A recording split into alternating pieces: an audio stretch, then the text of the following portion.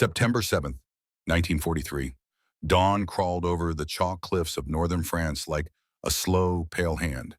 The Luftwaffe airfield at Le Bourget was a grid of frost and diesel, men moving in measured lines between hangars, engines coughing awake.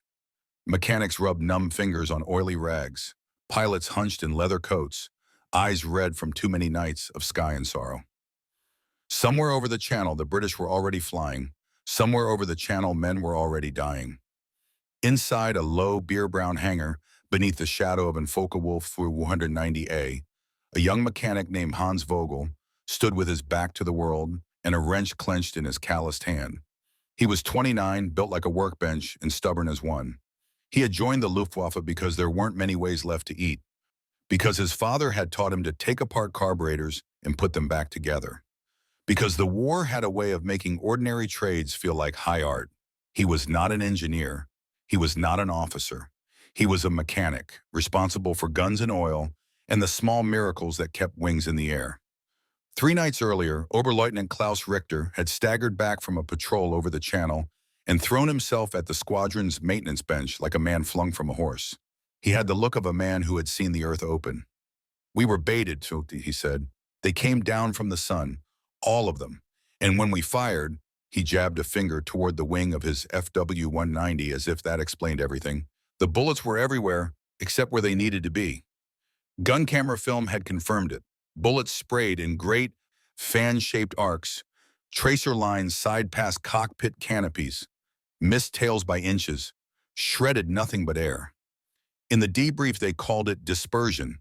The guns, they said, were working within tolerance. The pilots, they said, had aimed poorly. Schemes and memos circulated, each more bureaucratic than the last. Convergence charts, weight limits, approved angles, safety margins. The entire vocabulary of regulation was applied like a salve to wounds that kept reopening. But men on the flight line were counting bodies. They were tired of being told to be better when the tools gave them no help. Hans saw it differently. He watched the footage with the same quiet, relentless attention he used on carburetors. He traced the lines of the tracers through his fingers like grooves on a record.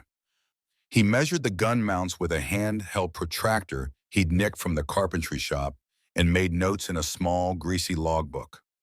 The manual said the wing-mounted guns were harmonized to meet at 1,000 meters. That made sense on paper. Engineers had calculated recoil, structural stress, and effective range. It did not make sense in cold, violent air combat, where most encounters closed to 300 or 400 meters in less than 30 seconds. He took to walking the edges of the runway, listening to pilots describe how they had to close and still watch British fighters slip between tracer swaths. He learned the ways pilots thought about distance, not as numbers but as shapes and time. How long it took for a bursting shell to reach the enemy, how a turn of the head could change a man's future. And the longer he listened, the louder the thought swelled in his gut. Convergence was out at the wrong distance. The guns were meeting where there was no fight. They needed to meet where the fight was fought. When the squadron commander posted the operation schedule for the next morning, Oberleutnant Richter's name was circled in black. He was to lead the first escort over the channel at 9. That night, the mechanics stayed late under harsh electric lamps.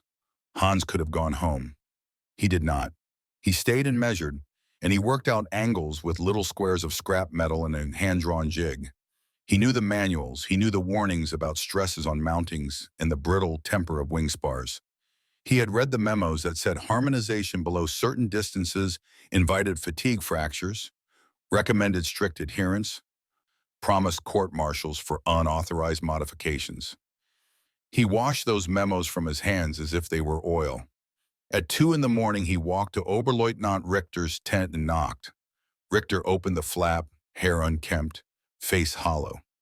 "What do you want?" he asked, the way a man asks for a measure of certainty.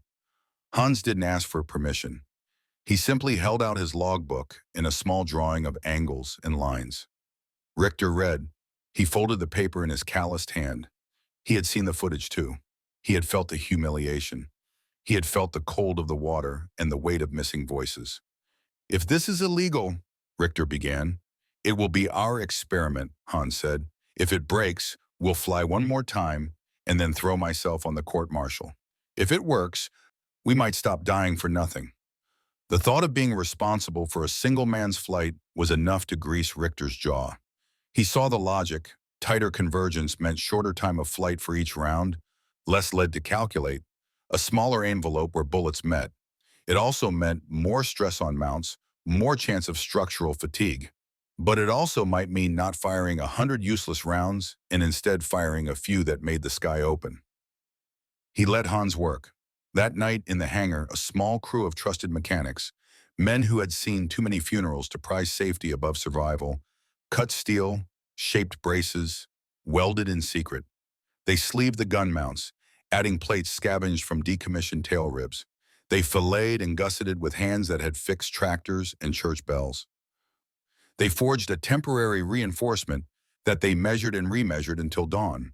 They set the guns to converge at 300 meters, well inside the officially sanctioned 1,000 and well below the cautious margins the manuals favored. Then they bore-sighted the guns using an improvised frame and a chalked target placed at the required distance. The barrels pointed inward with a noticeably steeper angle than before. The sighting was crude but decisive. The tracers would meet where pilots most often fired. It was an arrogant little geometry and a dangerous one. When Richter walked to his FW-190 the next morning, he could feel the eyes of the squadron on him. He climbed into the cockpit, checked levers and switches with methodical fingers, and ran a short burst over a range of the channel. The tracers stitched a narrow column of light outward from the wings and met with a percussion that felt like an answer. He felt the recoil differently, more concentrated, less of the old fan pattern. He radioed back a single phrase: "We fly." They climbed into a gray sky at 9, 4 fighters on the wing of a wave of Heinkel bombers that would attempt a coastal strike on an airfield near Dover. The British had intercepted the plan and were already high, Spitfires forming like black knives on the bright side of the sun. Richter's flight was at the edge of the escort screen, meant to harry and distract. They went up to meet them. The first minutes were the usual ballet of speed and noise, climbs, feints, two-point turns, the twitching ballet where pilots traded heat for real estate. The first Spitfire came down from the sun, and Richter banked, sliding his nose under the enemy. He closed the distance with the practiced calm of a man whose body had learned physics better than his mind. At 300 meters, he squeezed the trigger and held for a heartbeat. The bullets did not spray in a wide fan. They punched. The Spitfire's right engine exploded like a broken fruit. Its fuselage rose and fragmented. The pilot's last shout lost in a spray of oil and feathers of fabric. The wings sheared in a clean, guttural way, and the British plane folded into the sea. Richter felt his hands go light. He breathed. Around him, the sky erupted. The pilots who had the modified convergence, 2 flights of FW-90s in the escort, found their tracers drawing tight columns of fire. Where bullets hit, there was immediate structural failure. Elevators clipped, tails torn, fuel tanks ruptured. A single hit shredded a wing spar of one Spitfire and sent it rolling helplessly into the channel. Another was struck in the cockpit, and its canopy vanished in a puff of glass like a bloom. It was not elegant, it was a sudden, brutal arithmetic. 20 British fighters, squadrons stacked, escorts bunched in a way that made them efficient and vulnerable, crossed into the wrong zone at the wrong time. For a sequence of seconds that felt like 10 full minutes and yet was over in an instant, they were caught in the narrow, deadly wake of harmonized fire. Whole planes came apart in midair with the horrible, clinical inevitability of something in a machine that had reached its stress point. The German pilots did not intend to kill so many at once. No one in the briefings had planned a massacre. War rarely feels like intention at the scale of individuals. It piles accident upon accident and then calls the result history. But as the smoke cleared and pilots picked through the wreckage fields and burning fragments like surgeons at a messy operation, the count settled and refused to change. 20 British fighters lost in a single engagement, dashed like brittle glass.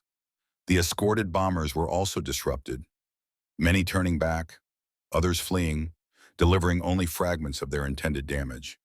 The Luftwaffe flight returned with fewer holes than they had ever expected and with ammunition still in the belts. The men on the field who had seen the tracers could not speak for a long time. Back at Le Bourget, the hangar swelled with a crowd of mechanics, pilots, officers, and clerks. Someone in the crowd, someone who hadn't been in the hangar the night Hans tightened the mounts, would later say, "We did not know what we had made." That was partly true. They had made a geometry of death and had not counted the cost. Among the men there was awe, there was a sudden lightness, a feeling that the terror of being outgunned had been lifted. There was also a tightening of nerves, an awareness of how quickly success and disaster could trade places when a bolt was turned in secret. Word traveled faster than the official channels could contain. Pilots from other squadrons asked hushed questions in the mess hall. Rumors bloomed one after another that German guns had been recalibrated, that new ammunition had been introduced, that the pilots had learned a trick from the Eastern Front. The officers who had not been present began to call for reports, for test firings, for formal memos. The engineering officers were incensed. "Structural limits," the memo said, Siowa. "Unauthorized modification," they wrote in thick, official hand. An immediate inspection was ordered. Hans and the others expected to be hauled in, to have their heads read and their signatures inked in black. Instead, a strange thing happened. The inspection team, when it opened the access panels and saw the reinforcements and the new angles, took measurements and checked tolerances, and then, when they saw the footage of the engagement and the raw numbers of enemy losses and Luftwaffe survival, their pens paused and their faces changed. There would be arguments and meetings behind closed doors for weeks about method and doctrine. There would be engineers who argued that repeated firing might open hairline cracks and that months of service could prove the modification dangerous. There would be pilots who argued that regulations were written for rationed peacetime minds, not for the guttering immediacy of combat. In the end, the calculations were pragmatic. If you could reduce ammunition expenditure by a factor and keep pilots alive, the argument for tighter harmonization would carry moral weight. The men who calculated replacing pages in technical manuals with mathematics could not ignore the human variables. Surviving pilots flew again. Surviving squadrons meant more sorties. More sorties meant strategic options preserved. Meanwhile, the British were staggering under the shock. Intelligence parsed the wreckage in the bound reports. How had 20 planes vanished? They called it a freak weather event at first, the sort of explanation that keeps men from seeing enemy ingenuity. Intelligence officers recorded pilot testimonies. Their bursts were like a wall, one survivor said, like a rope of fire. The Admiralty and the Air Ministry splashed memos across briefings, urging commanders to spread formations, change approach angles, avoid lingering under concentrated fire. In the short weeks that followed, British tactics changed as men on the front lines improvised counters. Less tight integrity among escort flights, more reliance on altitude and sun, new signals for withdrawal. But tactics cannot change hardware overnight, and hardware, once modified and proven, spreads in 100 quiet ways. Back at Le Bourget, Hans did not become a hero in any public sense. He went back to the bench and to the smell of grease, and when pilots came by to pat his shoulder, he shrugged and said nothing. He had adjusted bolts and welded plates and calculated triangles.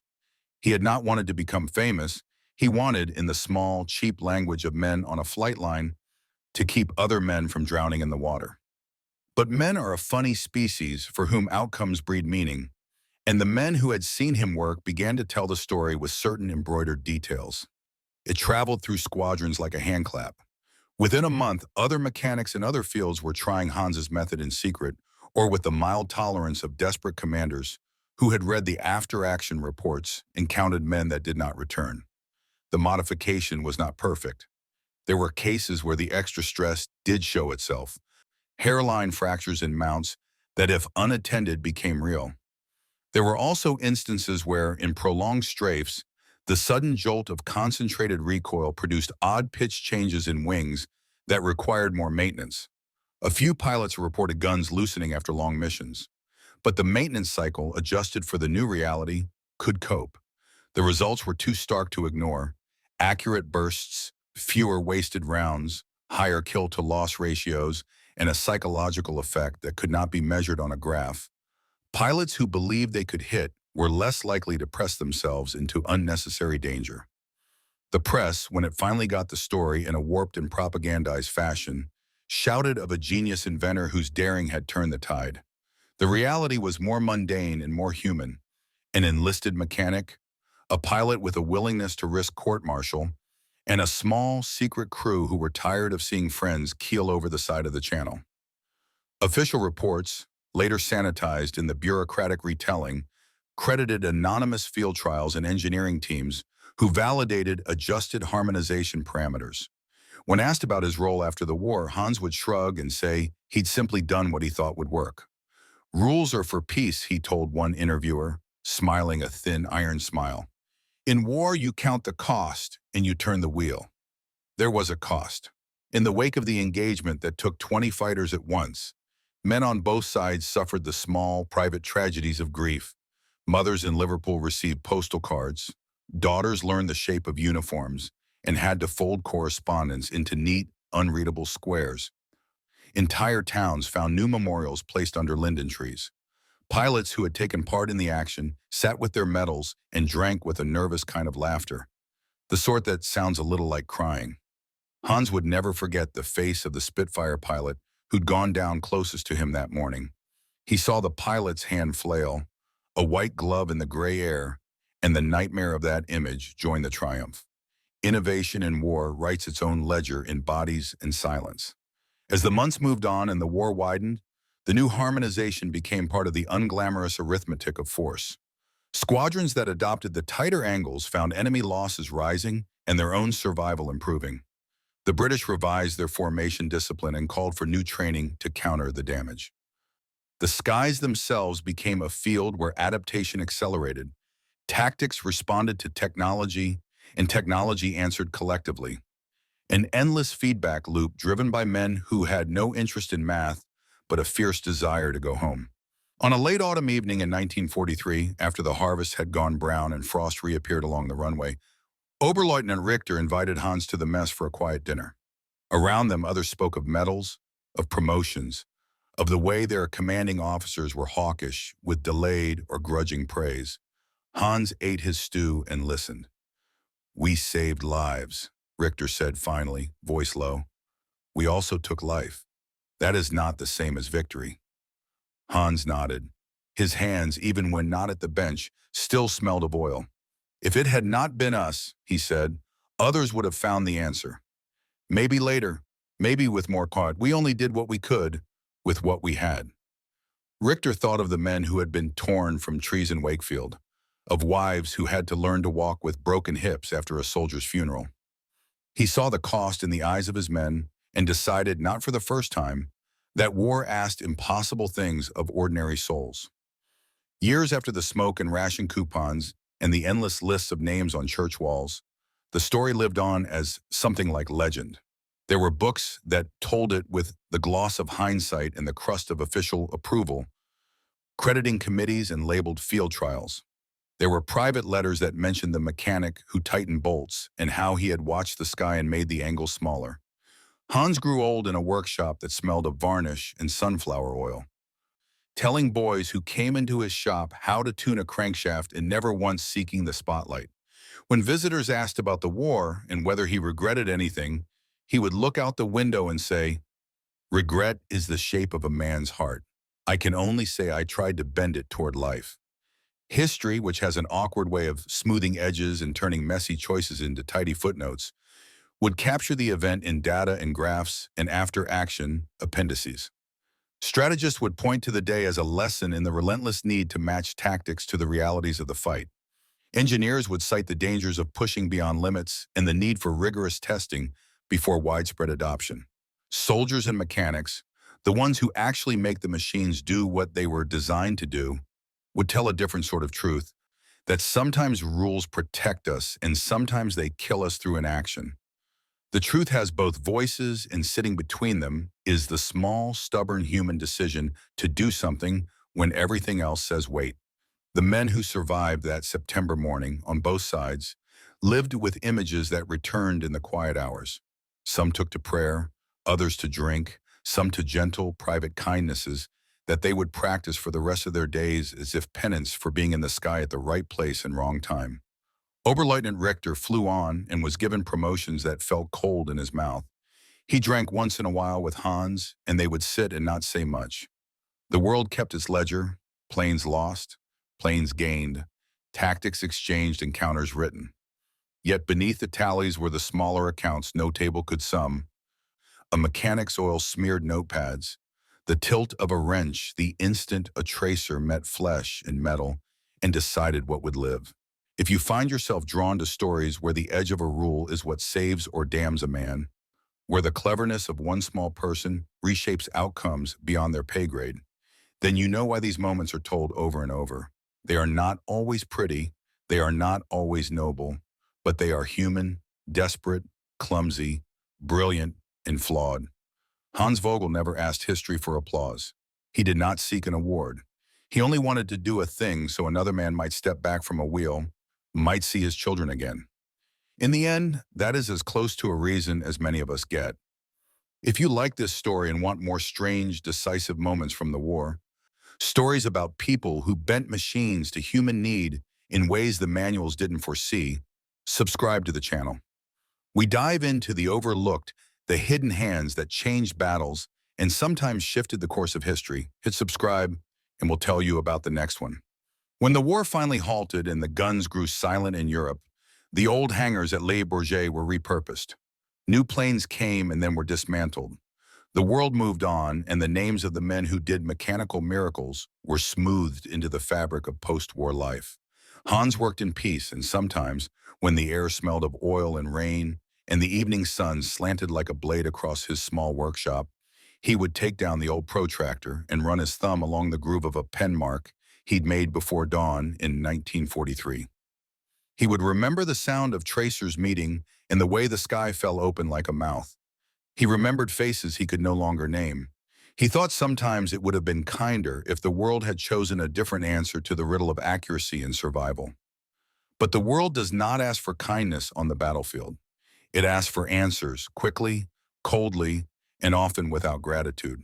So the story closes not in triumph or in shame, but in the quiet arithmetic of living a life after a choice. Hans kept his hands busy and his conscience quieter than a drum.